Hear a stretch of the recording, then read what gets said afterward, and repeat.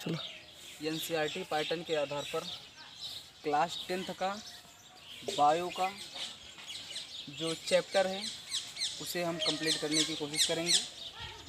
इसमें जो भी है एकदम क्लियरिटी बायोलॉजी में पढ़ाएंगे। अगर किसी भी स्टूडेंट का कहीं पर डाउट होगा तो हमारा व्हाट्सएप नंबर है, उस पर मैसेज कर सकते हैं।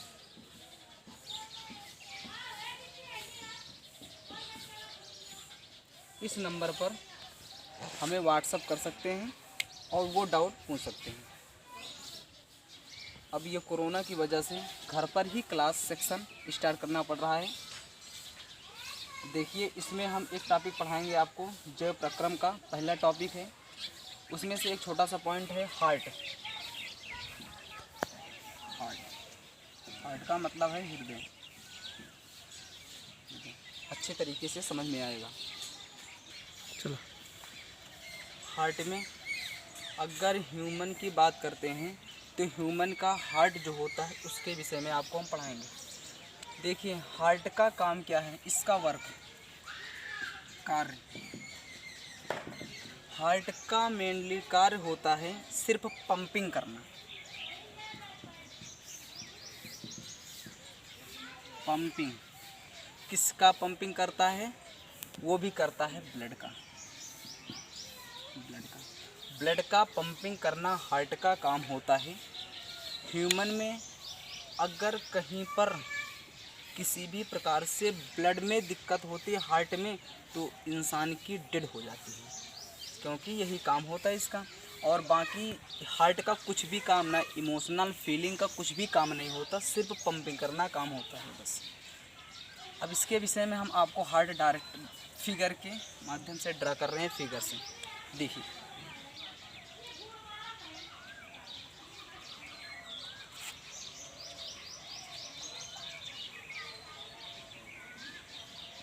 ह्यूमन का हार्ट कुछ इस प्रकार से होता है। थोड़ा सा नीचे की ओर दबा दो, इस तरीके से।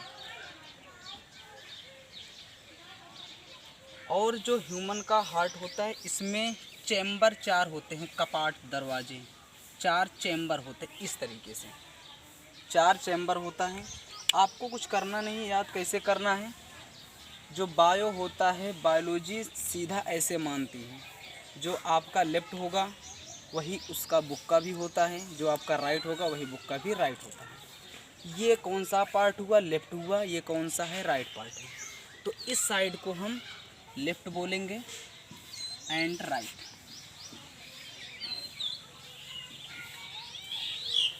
अब इसमें आप लोग तो कुछ शायद जानते होंगे कि हार्ट में जो चैम्बर होते हैं 4 होते हैं, 4 दरवाजे बोलते हैं जिसे। उनमें से 2 अलिंद और 2 नीले होते हैं। जो अलिंद होता है वो कौन सा होता है और नीले कौन सा होता है? जो ऊपर का पार्ट ये वाला होता है इसे क्या बोलते हैं? अलिंद। इसे अलिंद बोलते हैं, इंग्लिश में auricle. Auricle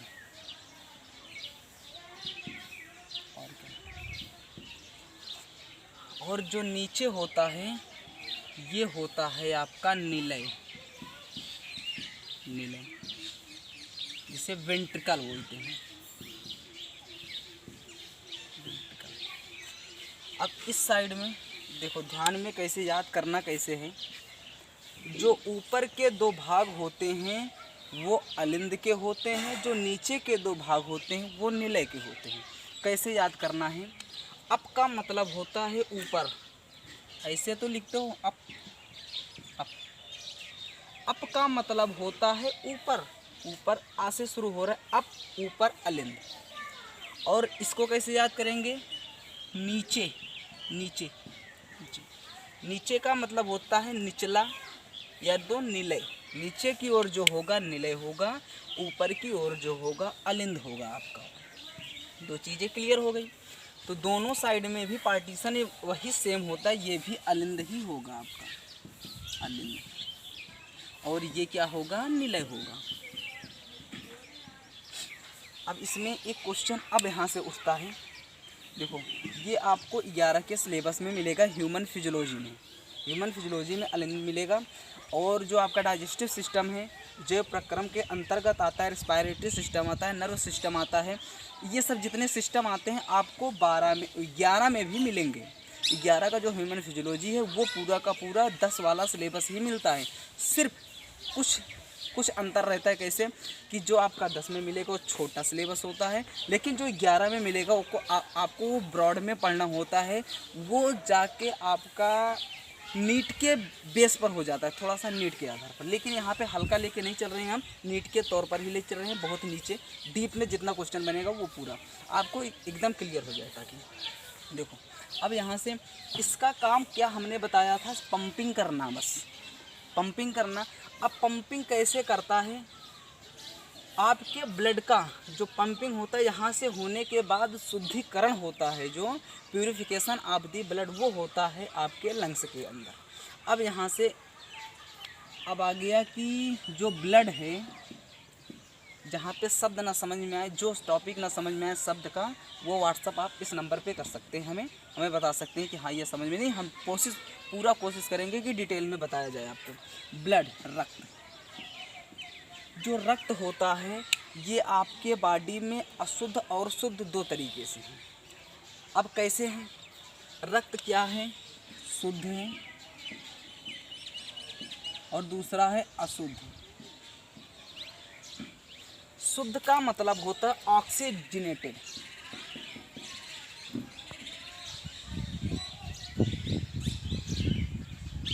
oxygenated and deoxygenated.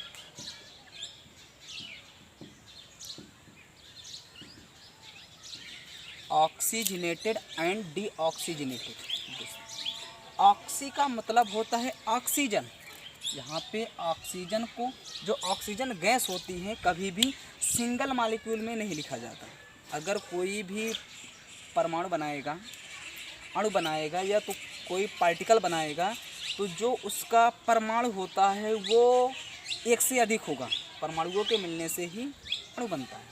तो जो ऑक्सीजन होगा, ऑक्सीजन के दो मॉलिक्यूल मिलकर ये शुद्ध करते हैं। और डीऑक्सीजनेटेड का मतलब, डी का मतलब होता है अनुपस्थित, ऑक्सीजनेटेड का मतलब होता है ऑक्सीजन। ऑक्सीजन की अनुपस्थिति ही अशुद्ध कहलाता है और ऑक्सीजन की उपस्थिति ही शुद्ध कहलाता है। बाकी उसमें ऐसा नहीं होता है कि कचरा होता है, कि जैसे गटर का, नाली का कचरा, ऐसा कुछ भी नहीं होता। सिर्फ ऑक्सीजन ना होने की वजह से हम उसे अशुद्ध ब्लड बोल देते हैं, और ऑक्सीजन हो जाता है उसी को शुद्ध बोलते हैं। यही प्रोसेस करने का काम जो होता है आपका रेस्पिरेटरी सिस्टम में, हम डीप में पढ़ाएंगे। पूरा का पूरा हम समझते हैं कि अच्छे तरीके से समझ में आ जाएगा। कभी भी लाइव, कभी नेट से हम ऑनलाइन नहीं पढ़ाएं, बच्चों के सामने पढ़ाते हैं। उसमें अच्छे से, बेहतर से समझ में आता है कि बच्चे बैठे हुए हैं, क्वेश्चन कहाँ से नहीं समझ में आया समझाते हैं।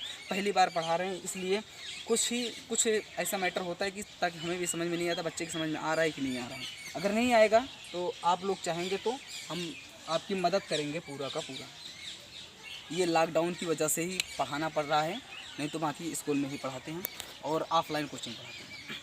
अब यहाँ से देखो जो ब्लड है ये जो अशुद्ध हो जाता है वही हार्ट में आता है। अब क्वेश्चन ये पूछता है कि अशुद्ध ब्लड हमारे हार्ट के किस चैम्बर में आता है। हार्ट के हमारे किस चैम्बर में अशुद्ध रक्त आता है, और शुद्ध होने के बाद जो लंग्स से शुद्ध होकर आता है वो हमारे हार्ट के किस चैम्बर में आता है। बस यही क्वेश्चन होता है, हल्का हल्का बनता है। अब यहाँ से एक पार्टीशन अलग होती है आपकी इस तरीके से, और यहाँ पर एक होती है इस तरीके से। ये दो नली लगी होती हैं आपके अलिंद से। अब एक यहाँ से टॉपिक शब्द बना कि जो अशुद्ध ब्लड लेके आती है उसे क्या बोलते हैं। हमारे शरीर से जो अशुद्ध ब्लड ला के हमारे हार्ट में छोड़ती उसे क्या बोलते हैं। उसे हिंदी में आपको महाशिरा मिलेगा। हिंदी में तो कम ज़्यादा समझ में नहीं आता हमारे, लेकिन इंग्लिश में हिंदी का भी वर्जन पढ़ाएंगे, ऐसी बात नहीं है, हिंदी इंग्लिश दोनों पढ़ाएंगे। जो आपका महाशिरा होता है उसी को बोला जाता है vena cava. Vena cava, vena cava. आपको कभी भी या तो वेना कावा लिखा मिलेगा या तो क्या मिलेगा दूसरा महाशिरा। अब वेना कावा, अब ये तो वेना कावा हो गई, ये क्या होगी, ये भी वेना कावा ही होती है। वेना कावा ये भी होती है, बशर्ते ये कंडीशन होती है कि जो ये वाली होती है ये सुपीरियर वेना कावा होती है, सुपीरियर वेना कावा, और जो नीचे वाली होती है वो इन्फेरियर वेना कावा होती है, इन्फेरियर वेना कावा।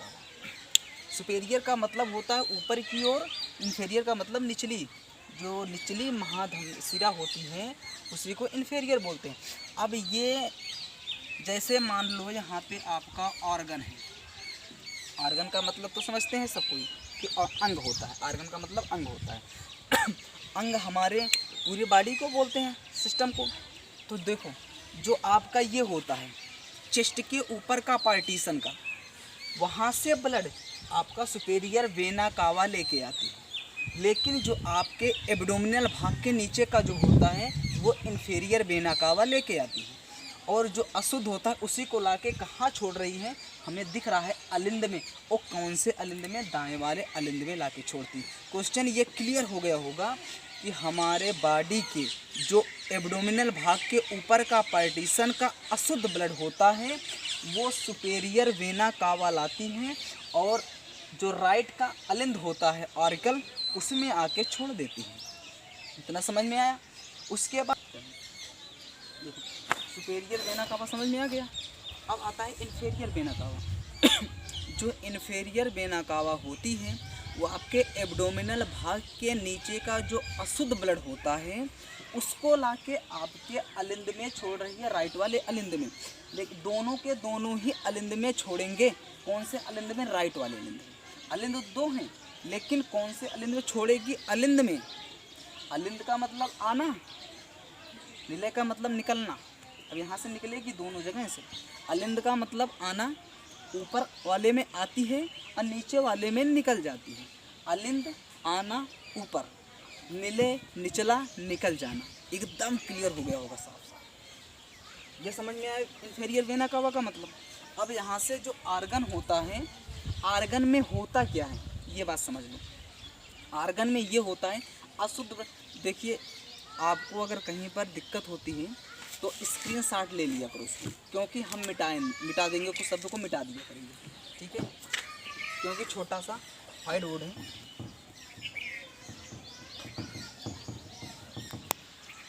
इतना ज़्यादा बड़ा व्हाइट बोर्ड नहीं है कि हम बहुत ज़्यादा करें देखो जो आर्गन होता है, आर्गन में अशुद्ध ब्लड कैसे बनता है। कुछ बच्चे सोचते हैं कि अशुद्ध ब्लड कैसे आता है, होता क्या है, क्यों बन जाता है अशुद्ध ब्लड, क्यों बन जाता है अशुद्ध ब्लड। इसको लिखो। जब हम भोजन को ग्रहण करते हैं, मीठी पदार्थों को, कार्बोहाइड्रेट को, बहरहाल आपको हम पढ़ाएंगे डाइजेस्टिव सिस्टम में क्लियर, लेकिन अभी थोड़ा सा बता दे रहे हैं। जब हम कार्बोहाइड्रेट को खाते हैं, मीठी पदार्थ को, शुगर वाले चीज़ को, तो उसमें से हम जानते हैं एक चीज़ मिलता है, ग्लूकोज। ग्लूकोज बनता है। ग्लूकोज जो होता है ये टूट जाता है कहाँ से, कार्बोहाइड्रेट से। क्या तोड़ती है, टाइलिन एमाइलेज तोड़ती है और एमाइलेज तोड़ती है। जब ये टूटता है तब क्या बनता है, ये टूटता है तो एटीपी बनती है, और क्या बनता है, जल बनता है। जो एटीपी दिख रही है यही जाके आपके कहाँ स्टोर होती है, सेल में। सेल में, सेल का मतलब होता है कोशिका में। आपके एटीपी सेल के अंदर जाती है। उसके अंदर एक होता है माइटोकॉन्ड्रिया। क्या होता है, माइटोकॉन्ड्रिया। माइटोकॉन्ड्रिया को एक नाम से और जानते हैं, cell of the power house, कोशिकाओं का विद्युत ऊर्जा गृह। क्यों बोलते हैं, क्योंकि जो एटीपी होती है ये ऊर्जा होती है। देखो अच्छा क्वेश्चन है। एटीपी का मतलब होता है, क्वेश्चन कई बार पूछा गया है, एटीपी का फुल फॉर्म क्या होता है। ये होता है adenosine try phosphate, adenosine triphosphate, Hindi में लिख दे रहे हैं, एडिनोसिन ट्राईफास्फेट। एटीपी का फुल फॉर्म है ना? एटीपी का पूरा नाम होता है एडिनोसिन ट्राईफास्फेट, एडिनोसिन ट्राईफास्फेट। और इसी के संदर्भ में एक आता है एडीपी, एडीपी, एडीपी का पूरा नाम होता है एडिनोसिन डाईफास्फेट। ट्राई का मतलब होता है 3, डाई का मतलब होता है 2, जिसमें एडिनोमाइड जो होती है, जो एडिनोमाइड होती है जिसमें से 3 होते हैं, उसके 3 मालिक्यूल, उसी को एटीपी बोला जाता है। जिसमें 2 होते हैं उसी को एडीपी बोला जाता है। ये बात समझ में आ गई होगी। इसको मिटा रहे हैं, इसका काम है। देखो एटीपी जो होती ऊर्जा होती है, ग्लूकोज से हमें प्राप्त होता है मीठी पदार्थ से, तो ये जाके सेल में, हमारा सेल के माइटोकॉन्ड्रिया में स्टोर होती है। जब ये ऊर्जा होती है तो माइटोकॉन्ड्रिया को ये ऊर्जा देगी। जब माइटोकॉन्ड्रिया को ये ऊर्जा देती है तो इसके पास एनर्जी होगी। जैसे बिजली के तार में, बल्ब में जब करंट आती है तो क्या होता है, वो ऊर्जामान हो जाती है, विद्युतमान हो जाती है। इसी कारण इसमें भी उपस्थित होने की वजह से क्या बोलते हैं इसे, शताब्दी पावर हाउस। अब ये जाकर इसका काम क्या होता है, कोशिकाओं को सुचारू रूप से सेल को चलाना। अगर माइटोकॉन्ड्रिया में एटीपी रहेगी तो माइटोकॉन्ड्रिया काम करेगी। माइटोकॉन्ड्रिया, हर एक सेल के पास अपना एक माइटोकॉन्ड्रिया होता है। एक माइटोकॉन्ड्रिया सेल में होती है तो सेल काम करेगा। अगर सेल काम कर रहा है तो जो टिश्यू होती है वो काम करेगी। जब टिश्यू काम करती है तो एक आर्गन जो होता है, आपका अंग होता है, अंग काम करेगा। जब अंग काम करता है तो अंग जो तंत्र होता है, ऑर्गन सिस्टम होता है, वो काम करता है। इसी तरीके से पूरी बॉडी काम करती है।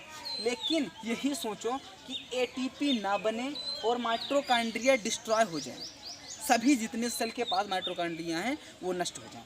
अगर माइटोकॉन्ड्रिया नष्ट हो जाएंगी तो वो सेल काम नहीं करेगा। सेल ही डेड, एक डेड बॉडी मानी जाती है। ह्यूमन की जो बॉडी मरी हुई होती है वो कुछ नहीं होता, सिर्फ माइटोकॉन्ड्रिया काम करना बंद कर देती है और कुछ नहीं होता, प्राण वाण नहीं निकलते, कुछ नहीं निकलता, बस इतना होता है। अब समझ में आया कि ये क्या होता है।